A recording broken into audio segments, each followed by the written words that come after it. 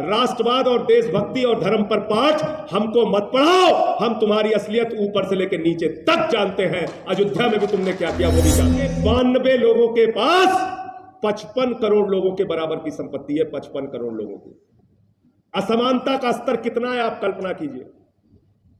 कल्पना कीजिए, लाखों करोड़ रुपए, 16-17 लाख करोड़ रुपए तो आपसे डीजल और पेट्रोल का टैक्स लगा लगा के और फंसाए किसमें रहते हैं आपको? दिन रात हिंदू मुसलमान, हिंदू मुसलमान। और एक टीवी का डब्बा आप लोग अपने अपने घर में रखते हैं। 5 बजे से लेकर रात को 11 बजे तक वहां पे मुर्गा लड़ाओ योजना चलती रहती है। 3-4 मुर्गे बैठ जाते हैं, अपना लड़ाते रहते हैं, उसी में आप लोग मस्त रहते हैं। बजट है 3000 करोड़ रुपए, यानी कि जितना पैसा ललित मोदी अकेले लेके भाग गया, 130 करोड़ हिंदुस्तानियों के खेल का बजट है 3000 करोड़। सुंदर सी फोटो भी आई थी। किसकी फोटो आई थी? ललित मोदी की फोटो आई थी। देखा था कि नहीं आप लोगों ने? बढ़िया सुंदर सी फोटो उसने अपनी डाली और भारत की सरकार को चिढ़ाया। 3000 करोड़ रुपए लेके भाग गया। 3000। मोदी जी ने अपने चंद पूंजीपति मित्रों का 11 लाख करोड़ रुपए माफ किया है। 11 लाख करोड़ रुपए। जीरो लगाते लगाते थक जाओगे आप। कह रहे हमारे पास खाने को नहीं है, हम घर का दरवाजा बेचेंगे, घर का सोफा बेचेंगे, घर की फ्रीज बेचेंगे और फिर हम लगाएंगे भारत माता की कि तुम्हारे काले कारनामे इन्हीं काली स्याही से मैं लिखने का काम करूंगा। कायर माने जाएंगे हम, फिर अपने आप को कुर्ता पैजामा पहन के राजनीति करने लायक ना समझ। यही बात करने का संकल्प लिया और जीवन भर वही बात करूंगा जो सच है। और सच यह है कि आजादी के 75 साल के बाद बुलंदशहर में सीआरपीएफ का एक जवान थाने में जाकर चिट्ठी देता है और कहता है कि फला तारीख को मेरी शादी है, मुझे सुरक्षा दी जाए, मुझे घोड़ी पर बैठना है। अगर 75 साल की आजादी के बाद एक सीआरपीएफ के जवान को घोड़ी पर बैठ के शादी करने की इजाजत नहीं है तो पूरे देश को इस सवाल को उठाना पड़ेगा, वरना ये गैर बराबरी की बातें खत्म नहीं होगी। राजस्थान में आजादी के 75 साल के बाद मंदिर प्रवेश की वर्जना है, उसको वर्जित किया जाता है। और तो और आए दिन खबरें आती हैं, मिड डे मील बनाने वाली महिला दलित समाज की है। गांव के लोगों ने कहा, हम गांव के बच्चों ने कहा हम खाना नहीं खाएंगे। उनके अभिभावक पहुंच गए, खाना नहीं खाएंगे। और सबसे ज्यादा जिस घटना ने अभी पीड़ित किया पिछले दिनों, वो घटना थी मध्य प्रदेश की। दलित समाज के लोग, उनके परिवार में एक मृत्यु हो गई। शमशान गए और शमशान में पहुंचे तो वहां लोग इकट्ठा हो गए, झगड़ा करने लगे, कहने लगे यहां पर आपको अंतिम संस्कार करने की इजाजत नहीं है। अगर आजादी के 75 साल के बाद ऐसी घटनाएं इस देश में हो रही हैं और उस पर हम सारे लोग खामोश हैं तो हम कायर माने जाएंगे। हम फिर अपने आप को कुर्ता पैजामा पहन के राजनीति करने लायक ना समझें। बताइए हो रही कि नहीं हो रही? हाथरस का कांड हुआ, मैं वहां पर पहुंचा, मेरे ऊपर हमला किया गया,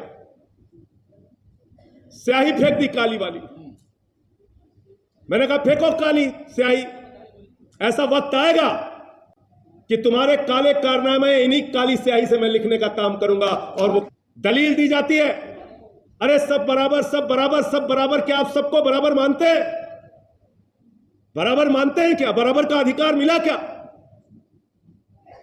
आज भी हकीकत यह है कि अगर एक आदमी 20 किलोमीटर पीछे खड़ा है और एक आदमी 20 किलोमीटर आगे खड़ा है तो उन दोनों लोगों के बीच में प्रतियोगिता नहीं हो सकती। इसलिए आरक्षण जरूरी है कि जो 20 किलोमीटर पीछे खड़ा है उसको पहले बराबर में लाओ और जब वो बराबरी पे आ जाए तब दौड़ की प्रतियोगिता कराओ, देखो कितने आगे भाग के दिखाएगा। लेकिन अब बात इससे आगे निकल चुकी है। प्रोफेसर रतन लाल जी बैठे हैं। वैकेंसी कैसे निकलती है विश्वविद्यालय में? एक पोस्ट, आरक्षण नहीं मिलेगा। विभाग है सरकारी, रेल का, steel authority of India limited, coal India limited, तमाम पब्लिक सेक्टर, सारा कुछ बेचने पे लगी हुई है सरकार। आपको जान के हैरानी होगी कि हिंदुस्तान की पहली सरकार है मोदी जी की सरकार, अपने आप को देशभक्त कहने वाली सरकार, अपने आप को राष्ट्रवादी कहने वाली सरकार। और यह सरकार जो अपने आप को देशभक्त कहती है, वो सरकार बजट लाती है 6.5 लाख करोड़ रुपए देश की संपत्तियां बेचकर हम अर्जित करेंगे। क्या है बजट इनका? कह रहे हमारे पास खाने को नहीं है, हम घर का दरवाजा बेचेंगे, घर का सोफा बेचेंगे, घर की फ्रिज बेचेंगे और फिर हम लगाएंगे भारत माता की जय। अरे भारत माता की जय ऐसे नहीं होगी। भारत माता की जय होगी भारत की संपत्तियों को बढ़ाओ, और जो लोग संपत्ति बाप दादा की बेचने का काम करते हैं वो कपूत कहलाते हैं, सपूत नहीं कहलाते। मोदी जी, आप भारत की संपत्ति बेच रहे हैं, रेल बेच रहे हैं, सेल बेच रहे हैं, कोल बेच रहे हैं, बीपीसीएल बेच रहे हैं, एलआईसी बेच रहे हैं, सड़क बेच रहे हैं, स्टेडियम बेच रहे हैं, पूरा हिंदुस्तान बेच रहे हैं। जब आप सारी सरकारी संस्थाओं को बेच देंगे, सरकारी नौकरियां रहेंगी ही नहीं, तो आरक्षण किस बात का मिलेगा? प्राइवेट कंपनी किसकी है? मोदी जी के मित्रों की है। और मोदी जी के मित्रों को कितना कर्जा मिला है आपको मालूम है? अंदाजा लगाइए कितना अधिक सोच सकते हैं आप लोग? शायद सोच नहीं पाएंगे आप। मोदी जी ने अपने चंद पूंजीपति मित्रों का 11 लाख करोड़ रुपए माफ किया है। 11 लाख करोड़ रुपए जीरो लगाते लगाते थक जाओगे आप। उनका एक सबसे करीबी दोस्त है जिसका नाम है अडानी, उसकी कुल संपत्ति है 10 लाख करोड़ रुपए की, 10 लाख करोड़ रुपए की, और उसके ऊपर कुल कर्जा मालूम है कितना है? उसका नाम अभी बिल गेट्स से ज्यादा अमीर लोगों की सूची में आ गया। इतना कर्जा दिया है मोदी जी ने, अगर आरपी सिंह जी को भी इतना कर्जा दे दे तो ये भी बिल गेट्स से ज्यादा अमीर हो जाएंगे। कितना कर्जा दिया मालूम है? 2.5 लाख करोड़ रुपए। 2.5 लाख करोड़ रुपए। यहां बैठे हैं इतने सारे लोग, आपको अगर भाई बैंक से 2.5 लाख रुपए का कर्जा लेना है, 365 कागज आपसे मांगे जाएंगे। खतौनी लेके आओ, प्रमाण पत्र लेके आओ, इनकम सर्टिफिकेट लेके आओ, ये सर्टिफिकेट लाओ, वो सर्टिफिकेट लाओ। और अडानी को 2.5 लाख करोड़ रुपए का कर्जा। आप 10,000 20,000 रुपए बाकी होते हो तो आपको हवालात में बंद कर दिया जाता है। तहसीलदार आता है, कहता है आपका 20,000 रुपए बाकी है बैंक का, चलो थाने में।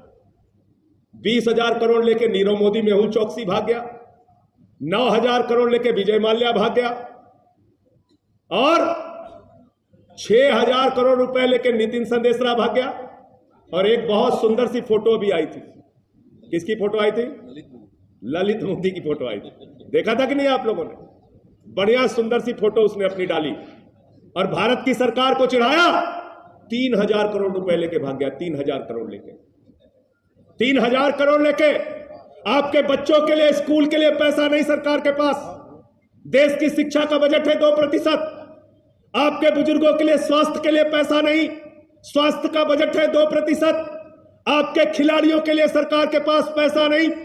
पूरे हिंदुस्तान का बजट है 3,000 करोड़ रुपए, यानी कि जितना पैसा ललित मोदी अकेले लेके भाग गया, 130 करोड़ हिंदुस्तानियों के खेल का बजट है 3,000 करोड़। सोचो जरा, उसका 3 गुना पैसा, जो पूरे देश का खेल बजट है उसका 3 गुना पैसा लेके भाग गया विजय माल्या। उसका 7 गुना ज्यादा पैसा लेके अकेले एक आदमी भाग गया, नीरव मोदी। के 92 लोगों के पास 55 करोड़ लोगों के बराबर की संपत्ति है। 55 करोड़ लोगों की।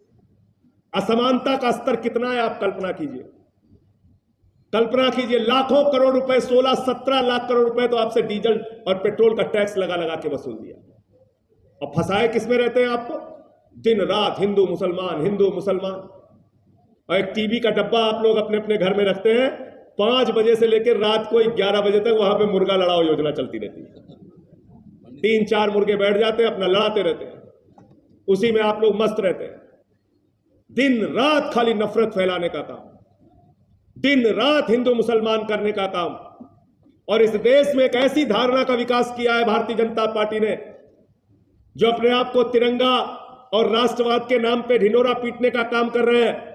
मैं उनको याद दिलाना चाहता हूं, 52 साल तक आरएसएस के मुख्यालय पर नागपुर में तिरंगा झंडा नहीं फहराया इन लोगों ने, 52 साल तक। और इनका इतिहास ये कि नॉर्थ वेस्ट फ्रंटियर में और सिंध प्रांत में जिन्ना की मुस्लिम लीग के साथ हिंदू महासभा ने सरकार बनाई थी, श्यामा प्रसाद मुखर्जी की। यह है इतिहास। इसलिए राष्ट्रवाद और देशभक्ति और धर्म पर पाठ हमको मत पढ़ाओ। हम तुम्हारी असलियत ऊपर से लेकर नीचे तक जानते हैं। अयोध्या में भी तुमने क्या किया वो भी जानते हैं। क्या किया अयोध्या में इन्होंने? मैंने सारा कागज इस देश के लोगों के सामने रखा था और मैंने तो कानपुर में बड़ा सा बैनर भी लगवा दिया था। अतुल जी, क्या लिखा था उसमें? चंदा चोरों से सावधान। बड़ा बड़ा बैनर लगवाया था, चंदा चोरों से सावधान। मामला क्या था मालूम है आपको? मामला यह था कि 7:10 पर 2 करोड़ रुपए में प्रभु श्री राम के मंदिर के निर्माण के नाम पर, वहां कुछ लोगों को बसाने के नाम पर एक जमीन खरीदी गई। कितने में खरीदी गई? 2 करोड़ में। और 7:15 पे 5 मिनट के अंदर वही 2 करोड़ की जमीन राम जन्मभूमि ट्रस्ट ने खरीद ली 18.5 करोड़ में। कितने में? 18.5 करोड़। 16.5 करोड़ का घपला 5 मिनट के अंदर। तो इसलिए तो मैंने इनको कहा था कि देखो ऐ दीवानों, ऐसा काम ना करो और राम का नाम बदनाम ना करो, और राम राम जपना पराया माल, यही काम है भाजपाइयों। चंदा चोरी कर रहे हैं। अभी क्या निकला? प्लाटिंग करा रहे, वहां कॉलोनी बना रहे, वहां आपसे चंदा वसूलते हैं हजारों करोड़ रुपए और वहां जमीनों की दलाली और घोटाला कर रहे हैं। इसलिए इनसे सावधान रहने की जरूरत है। ये राम के हैं और ना आम के हैं, ये किसी के नहीं है। ये सिर्फ नोट कमाने के लिए बने और अपने पूंजीपति मित्रों को फायदा पहुंचाने के लिए बने।